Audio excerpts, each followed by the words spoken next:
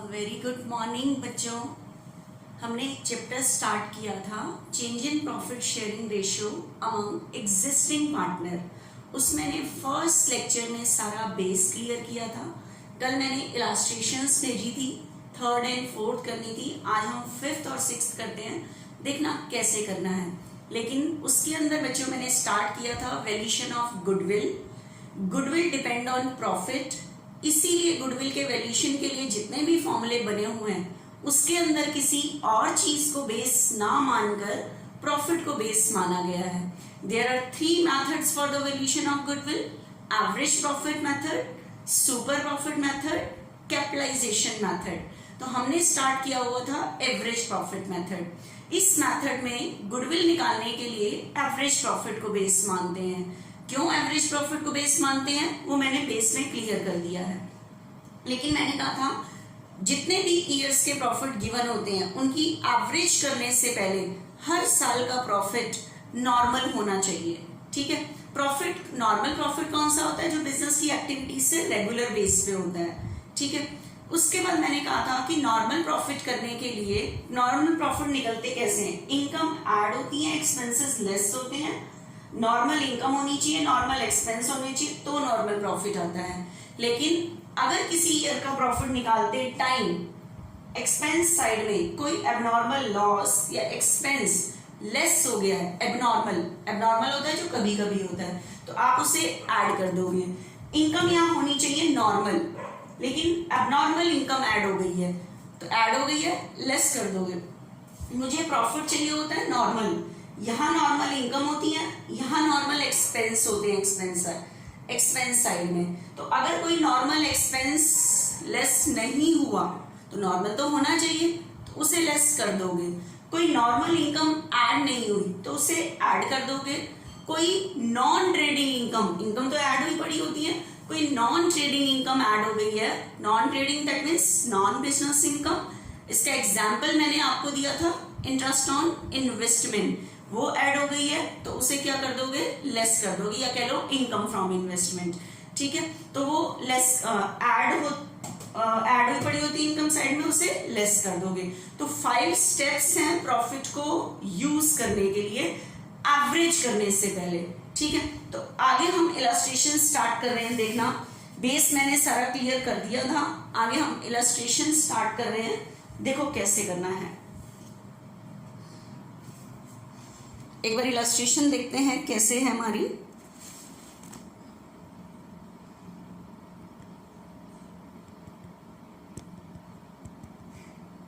देखना, A and B are partner in a firm sharing profit and loss in the ratio of 2:1. They decided to take C into the partnership. वो partnership में किसको admit करने का decision ले रहे हैं? सी को, फॉर 1/4 शेयर ऑन 1 अप्रैल। ठीक है, अब देखो एग्रीमेंट में क्या आ रहा है? चेंज। यहाँ पे किस लिए? क्योंकि पहले 2 पार्टनर थे, अब सी को ले रहे हैं, तो एग्रीमेंट में चेंज आ रहा है। तो अभी इससे कोई मतलब नहीं है, एग्रीमेंट में चेंज आ रहा है, हमें तो गुडविल का वैल्यूएशन करना है। तो देखना क्या लाइन लिखी हुई है, for this purpose goodwill is valued. इस पर्पस के लिए गुडविल का वैल्यूएशन करना है, valued at 80% of average annual profit. Average annual profit average profit को ही कहते हैं। आपको मैंने गुडविल के वैल्यूएशन के लिए कहा था प्रॉफिट यूज करते हैं, लेकिन कौन सा प्रॉफिट यूज करने को कह रहा है? Average profit. गुडविल निकालने का फॉर्मूला था goodwill into number of year purchase. तो नंबर ऑफ ईयर परचेज की जगह 80% यूज करोगे, क्योंकि उसने यूज किया है 80% of average annual profit. Formula है average profit into number of year purchase, तो 80% यूज करोगे। ऑफ प्रीवियस 3 और 4 ईयर्स आपको जो एवरेज करनी है, या तो वो 3 साल के प्रॉफिट की करनी है और 3 ईयर्स के प्रॉफिट की करनी है और 4 ईयर्स के प्रॉफिट की करनी है। लेकिन गुडविल के वैल्यूएशन के लिए एवरेज जो कर रहे हो आप 3 ईयर्स के प्रॉफिट की एवरेज करोगे और 4 ईयर्स के प्रॉफिट की एवरेज करोगे। लेकिन गुडविल के वैल्यूएशन के लिए एवरेज वो यूज करोगे विच एवर इज हायर, जो दोनों में से क्या होगी? हायर। तो आप 3 साल के प्रॉफिट की भी एवरेज करना, 4 ईयर्स के प्रॉफिट की भी एवरेज करना, उसके बाद जो एवरेज प्रॉफिट ज्यादा होगा गुडविल के वैल्यूएशन के लिए वो यूज करना। The profit of last 4 years, आपको 4 ईयर्स के प्रॉफिट गिवन है, कह रहे calculate the value of goodwill, goodwill का वैल्यूएशन करो। बच्चे पहले तो आप उसने कहा 3 ईयर्स के प्रॉफिट, तो अभी आपको यहाँ कंफ्यूजन होगी कि मैम 3 ये वाले ले या ऊपर से 3 ले। तो ध्यान रखना जब ईयर ज्यादा हो, एवरेज कम की कर रहे हो, तो रीसेंट ईयर लेते हैं। क्या लेते हैं? रीसेंट। तो आपको पीछे से छोड़ना पड़ेगा, 14 छोड़ना पड़ेगा, 17, 16 और 15। जब 3 ईयर्स के प्रॉफिट की एवरेज करोगे तो ये वाले रीसेंट 3 ईयर्स लोगे, 15, 16 और 17। Calculate the value of goodwill, goodwill का वैल्यूएशन करो। तो देखना हम कैसे गुडविल का वैल्यूएशन करते हैं, लैंग्वेज के अकॉर्डिंग जो उसने बोला है हम कैसे वैल्यूएशन करते हैं।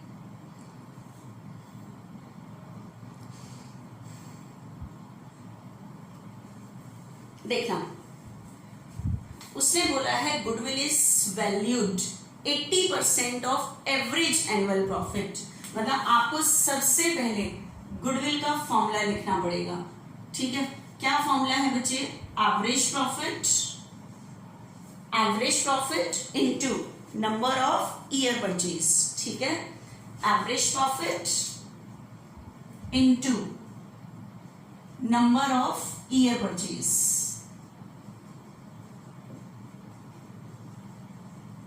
नंबर ऑफ ईयर परचेज बच्चे एवरेज प्रॉफिट। ठीक है, एवरेज प्रॉफिट उसने कहा है 80% ऑफ एवरेज एनुअल प्रॉफिट। 80% अगर मैं यहां यूज करूं, देखो फॉर्मूला पुट हो रहा है 80% ऑफ एवरेज एनुअल प्रॉफिट, कि गुडविल का जो वैल्यूएशन करना है वो एवरेज प्रॉफिट का 80% करके। तो नंबर ऑफ ईयर परचेज की जगह तो 80% यूज करोगे, लेकिन अब आपको चाहिए एवरेज प्रॉफिट। उसने कहा है एवरेज प्रॉफिट ऑफ 3 ईयर्स और 4 ईयर्स। आपको 3 साल के प्रॉफिट की भी एवरेज करनी है, 4 ईयर्स के प्रॉफिट की भी एवरेज करनी है, विच एवर इज मोर। लेकिन गुडविल के वैल्यूएशन के लिए एवरेज प्रॉफिट वो यूज करोगे जो दोनों में से ज्यादा होगा। तो अब हम पहले एवरेज करते हैं। एवरेज करने के लिए बच्चे हमारे पास जो ये 4 ईयर्स के प्रॉफिट गिवन है, ठीक है, पहले मैं करती हूं 3 ईयर्स के प्रॉफिट की average. Average profit of 3 years profit, average profit of 3 years profit, 3 year profit। ठीक है, तो अब बचे हमारे पास जो प्रॉफिट गिवन है वो 14, बुक खोल के बैठना, 14, 15, 16। तो ध्यान रखना कभी भी आपके पास ज्यादा ईयर हो और एवरेज के लिए 3 साल चाहिए, जैसे 4 गिवन है 3, तो गुडविल के वैल्यूएशन के लिए रीसेंट ईयर लेते हैं, पीछे से छोड़ना पड़ता है। ठीक है, अब आप कहोगे कि मैम पीछे से क्यों छोड़ा गया है आपने? क्योंकि बच्चे कोई हमें हमारी रेपुटेशन के क्यों देगा? अगर मान लो मैं अपना बिजनेस सेल कर रही हूँ, मैं सेल करते टाइम मैं उससे अपनी रेपुटेशन के पैसे भी ले रही हूँ, वो मुझे मेरी रेपुटेशन के पैसे क्यों दे रहा है? क्योंकि मेरा बिजनेस जो खरीद रहा है उसे मेरी रेपुटेशन की वजह से आगे कई सालों तक बेनिफिट मिलेगा। ठीक है, तो अगर मुझे फ्यूचर का एस्टिमेशन करना हो तो उसे मेरी वजह से इन फ्यूचर कितना प्रॉफिट होगा, तो रीसेंट ईयर पे ही जाके देखते हैं कि कितना प्रॉफिट होता है इस बिजनेस में, ना कि बहुत ज्यादा पीछे जाते हैं। तो इसलिए गुडविल के वैल्यूएशन के लिए रीसेंट ईयर ज्यादा इंपॉर्टेंट होता है। तो कभी भी छोड़ना पड़े तो करंट ईयर नहीं छोड़ते, पीछे से छोड़ते हैं। ठीक है, तो average profit of 3 years profit, 3 years profit, 3 years profit, average profit of 3 years profit।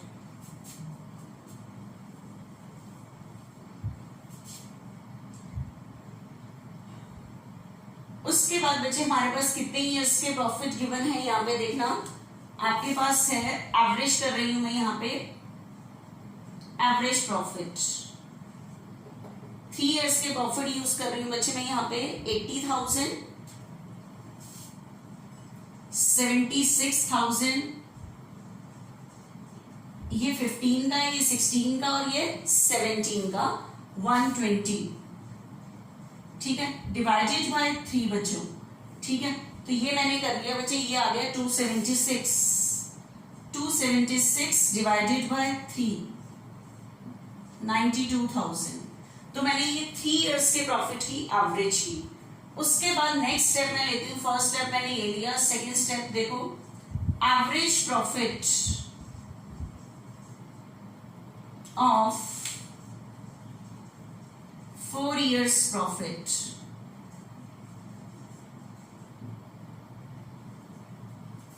चार साल के प्रॉफिट की एवरेज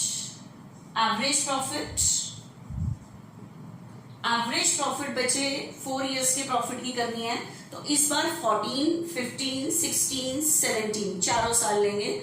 तो हमारे पास प्रॉफिट है 98 plus 80 plus 76 plus 120 divided by 4, क्योंकि 4 इयर्स के प्रॉफिट की एवरेज की है। तो 374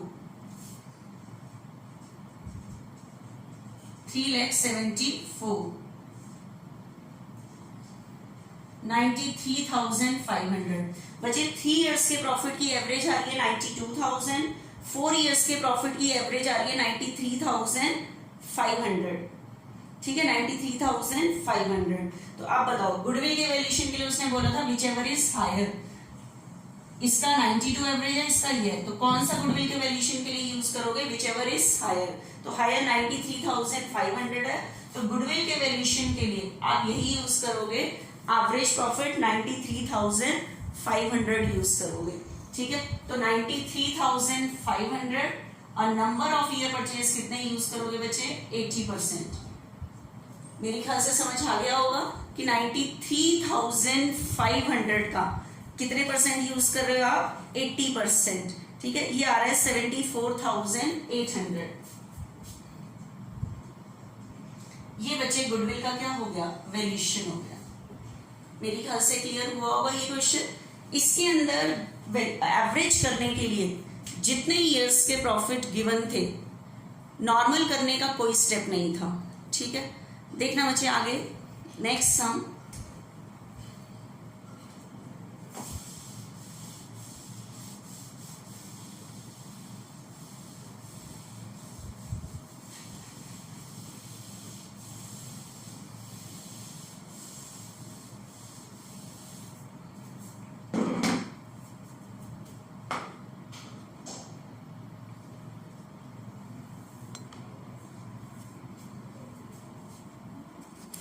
देखना 6th,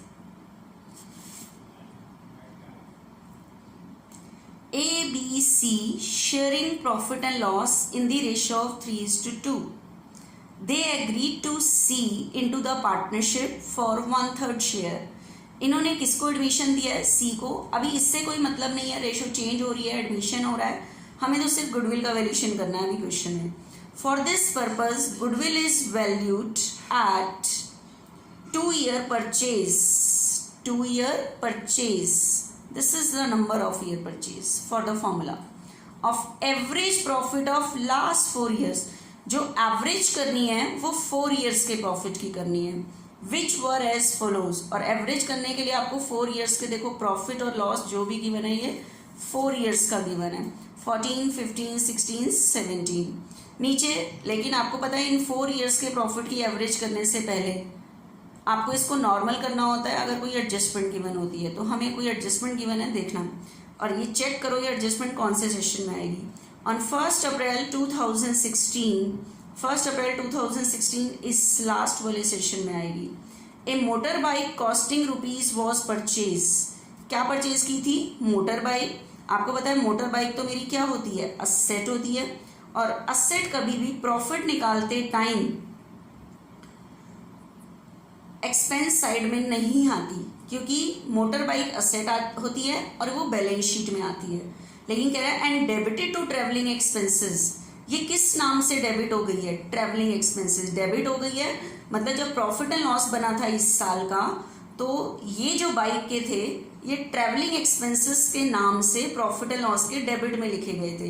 डेबिट में लिखे गए थे, इसका मतलब ये प्रॉफिट निकालते टाइम ये खर्चा क्या हो गया होगा, लेस, तो इसे ऐड कर देंगे। On which depreciation is to be charge 20% per annum, और इसके ऊपर कितना डेप्रिसिएशन लगाना है, 20%। तो अभी हम पढ़ते हैं, लेकिन ये पूरी एडजस्टमेंट इस लास्ट ईयर से रिलेटेड है, इन 3 ईयर से रिलेटेड कुछ नहीं है, ठीक है। तो calculate the value of goodwill, goodwill का वैल्यूएशन करो, ठीक है। तो देखना एक बारी गुडविल का वैल्यूएशन कैसे करना है।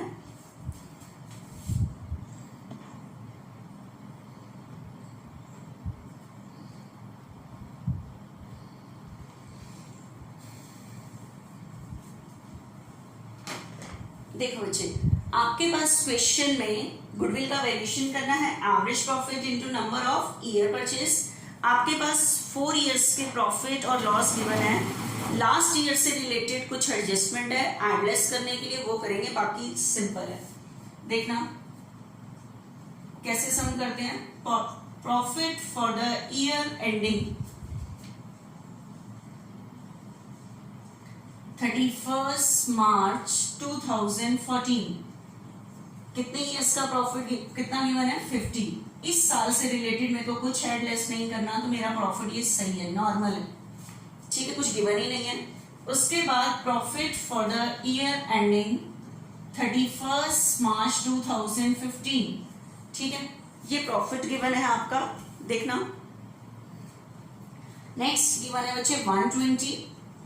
इस ईयर से रिलेटेड भी मेरे पास कोई एडजस्टमेंट नहीं है, कुछ एडलेस नहीं करना, तो ये प्रॉफिट भी सही है मेरे पास। उसके बाद profit for the year ending 31 मार्च 2016, 16 का प्रॉफिट 180 है। इस ईयर से रिलेटेड भी कुछ नहीं है, क्योंकि जो मैंने एडजस्टमेंट पढ़ी है वो 1 अप्रैल 2016 लास्ट वाले सेशन में आई हुई, तो 31 मार्च 2016 तो ये खत्म हो गया। जो एडजस्टमेंट है वो 1 अप्रैल 2016 लास्ट वाले सेशन में आ गई, तो उसमें एड लेस करना पड़ेगा। और उस साल का लॉस गिवन है, loss for the year ending 31 March 2017, profit नहीं गिवन, लॉस गिवन है। लॉस हमारा माइनस रिजल्ट शो करेगा जो ब्रैकेट में करोगे। अब मेरी बात को ध्यान से सुनना, जो एडजस्टमेंट है बुक आगे खोल के बैठो, जो मैं लैंग्वेज यूज कर रही हूँ। On 1 April 2016 a motor bike costing ₹50 was purchase. बच्चे क्या परचेज की थी, मोटर बाइक। और आपको पता है मोटर बाइक तो हमारी क्या होती है, असेट, और आप सबको पता है असेट बैलेंस शीट में आती है। मोटर बाइक मेरी असेट होती है, मोटर बाइक हमेशा यहां आती है बैलेंस शीट में, लेकिन उसने कहा है, और बैलेंस शीट के साथ आपको पता है प्रॉफिट निकालने के लिए या लॉस निकालने के लिए कौन सा अकाउंट बनता है, प्रॉफिट एंड लॉस अकाउंट। लेकिन कह रहे जो मोटर बाइक खरीदी थी ना, was debited to travelling expenses. Debited to travelling expenses का मतलब है ट्रेवलिंग एक्सपेंस तो मेरे लिए खर्चा होता है, वो प्रॉफिट एंड लॉस के डेबिट में आता है। तो जो मोटर बाइक खरीदी थी ना 50 की, debited to travelling expenses. Debited to travelling expenses का मतलब है कि जब हम इस ईयर का प्रॉफिट निकाल रहे थे तो इनकम में से जब खर्चे लेस कर रहे थे, तो ये मोटर बाइक के किस नाम से डेबिट हो गए थे, ट्रैवलिंग एक्सपेंसेस के नाम से डेबिट हो गए थे, मतलब लेस हो गए थे। प्रॉफिट निकालते टाइम ट्रैवलिंग एक्सपेंसेस के नाम से ये लेस हो गए थे, जबकि आपको पता है ये ट्रैवलिंग एक्सपेंसेस के नहीं है, ये मेरी असेट है। असेट कभी भी प्रॉफिट निकालते टाइम यहां से लेस नहीं होती, तो इस 50,000 को इसमें क्या कर दोगे, ऐड कर दोगे, क्योंकि असेट खरीदना, असेट रेगुलर बेस पे नहीं खरीदी जाती, ठीक है। असेट खरीदना मेरा कैपिटल एक्सपेंडिचर है, तो ये प्रॉफिट निकालते टाइम लेस नहीं होना चाहिए। आप इसे कह सकते हो ये रेगुलर होने वाला एक्सपेंस नहीं है जो प्रॉफिट निकालते टाइम लेस हो गया है, ठीक है। ये कैपिटल एक्सपेंडिचर है या नॉर्मल एक्सपेंडिचर है, तो इसे ऐड कर दोगे। Motor bike, motor bike purchase कितने की परचेज की थी, 50 परचेज, 50 आपने ऐड कर दिया, ये। अब बताओ आपने इस मोटर बाइक को किस नाम से लेस कर दिया था, ट्रैवलिंग एक्सपेंसेस। अब वो कह रहा है इस बाइक पे 20% डेप्रिसिएशन लगाओ, तो अब मुझे बताओ डेप्रीसिएशन कैसा एक्सपेंस होता है? नॉर्मल एक्सपेंस होता है, ठीक है। जो प्रॉफिट निकालते टाइम, क्योंकि असेट पे डेप्रिसिएशन हर साल लगता है, जब आप इनकम में से खर्चे लेस करते हो तो डेप्रिसिएशन एक नॉर्मल खर्चा होता है, क्योंकि असेट पर हर साल लगता है, तो ये यहाँ पे आता है। तो ये लेस हुआ पड़ा होगा या नहीं हुआ होगा? नहीं हुआ होगा। क्यों नहीं हुआ होगा? क्योंकि उसने उसको असेट माना ही नहीं था, ट्रैवलिंग एक्सपेंसेस माना था, तो असेट नहीं माना, तो असेट पे अभी तक क्या नहीं लगाया? डेप्रिसिएशन नहीं लगाया। और डेप्रिसिएशन लगाना नॉर्मल एक्सपेंस है, और मैंने आपको 5 स्टेप में बताया था कि अगर कोई नॉर्मल एक्सपेंस लेस नहीं हुआ तो लेस कर दोगे, ठीक है। तो डेप्रिसिएशन लगाना नॉर्मल एक्सपेंस है। नॉर्मल एक्सपेंसेस होता है जो हर साल से रिलेटेड होता है, तो इसे लेस कर दोगे। लेकिन असेट खरीदी 1 अप्रैल 2016 से है, तो सिर्फ इसी साल से ही डेप्रिसिएशन लेस करोगे, और सालों से नहीं करोगे। Depreciation of motor bike, depreciation of motor bike. तो डेप्रिसिएशन की रेट कितने % है हमारे पास यहाँ पे? 50 पे 20%, 10,000 लेस कर दोगे। डेप्रिसिएशन नॉर्मल खर्चा है, और ये अभी तक लेस नहीं हुआ क्योंकि उसने उसको असेट माना ही नहीं था।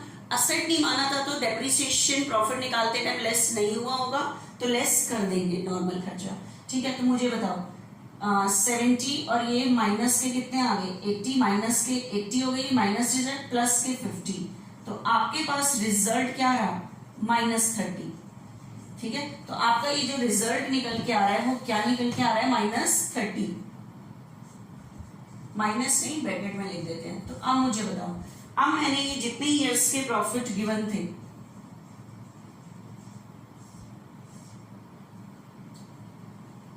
फोर ईयर्स के प्रॉफिट थे, ये तीनों साल सही थे, इस साल का प्रॉफिट हमें सही करना पड़ा, ठीक है। तो आपके पास आप एवरेज प्रॉफिट निकाल सकते हो, क्योंकि 4 ईयर्स के प्रॉफिट को आपने नॉर्मल कर लिया। एवरेज प्रॉफिट, एवरेज प्रॉफिट क्या फॉर्मूला है एवरेज प्रॉफिट का? टोटल प्रॉफिट, जितने भी ईयर्स गिवन है उनके प्रॉफिट करो टोटल का, टोटल प्रॉफिट्स अपॉन में number of years,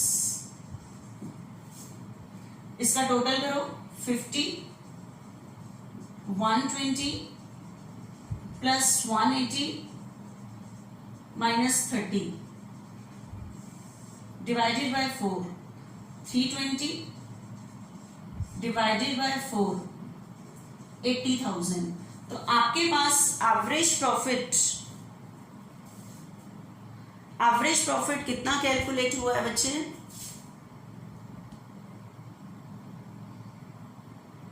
320 divided by 480। तो अब इसे फॉर्मूले में पुट कर दो, 80,000 और नंबर ऑफ ईयर परचेज, उसने लैंग्वेज यूज की थी 2 year purchase. 2 year purchase book में देखो आगे, goodwill is value 2 year purchase, तो ये जो होता है वो नंबर ऑफ ईयर परचेज, ठीक है। 2 160, तो गुडविल का वैल्यूशन हुआ, उसने बोला था 2 year purchase of average profit, average profit of last 4 year, तो 4 साल की प्रॉफिट की एवरेज की, उसको नंबर ऑफ ईयर परचेज से मल्टीप्लाई किया। तो मेरे ख्याल से ये आज जो आपके सम फिनिश होते हैं बच्चे, ये फिनिश होते हैं एवरेज प्रॉफिट मेथड के, ठीक है। कौन से मेथड के? एवरेज प्रॉफिट मेथड है, उसके सम फिनिश होते हैं। अब ध्यान से सुनना नेक्स्ट।